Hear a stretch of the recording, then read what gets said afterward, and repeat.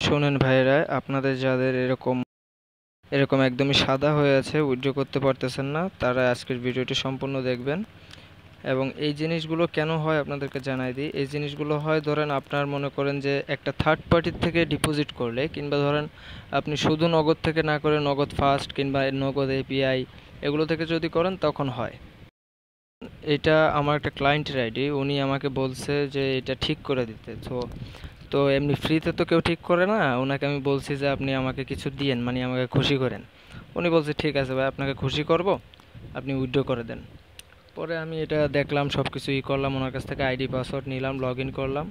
করার পরে দেখতেছি মনে করেন যে অনেক ঝামেলা। তো এরপরে সব ঠিক করার পরে তারপর ওনার টাকাটা উইথড্র করে দিয়েছি। দেখেন এটি সব সাদা, কিন্তু একটা শুধুমাত্র একটা ছাড়া, ওইটা নগদ এপিআই। উনি এপিআইয়ের মাধ্যমে ডিপোজিট করছিল, তাই ওনার এপিআইটা ইনেবল হয়েছে। তো এটা করার জন্য অবশ্যই আপনি ট্রাস্টেড, মানে একদম বিশ্বস্ত যে কোনো একটা এজেন্টের কাছে যাবেন, কিংবা আপনি আমার কাছে আসতে পারেন, কোনো সমস্যা নেই। আপনার ওই এজেন্ট যার কাছে যাবেন তার জন্য ম্যানেজমেন্টের সাথে কানেক্ট থাকে, মানে ম্যানেজমেন্টের সাথে যদি কানেক্ট থাকে তাহলেই সেই একমাত্র প্রবলেমটা সলভ করতে পারবে। তাছাড়া কিন্তু ভাই সম্ভব না। আপনি যদি চান যে আমি ঠিক করবো, না ভাই সম্ভব না, আপনি পারবেন না। কারণ ম্যানেজমেন্টের সাথে কথা বলতে হবে, ওদের সাথে সব কিছু আপনার ডকুমেন্ট সাবমিট করতে হবে।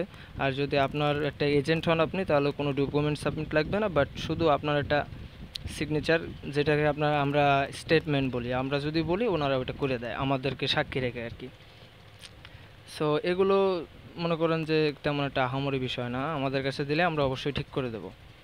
স্ক্রিনে দিয়ে হোয়াটসঅ্যাপ নম্বর যোগাযোগ করবেন।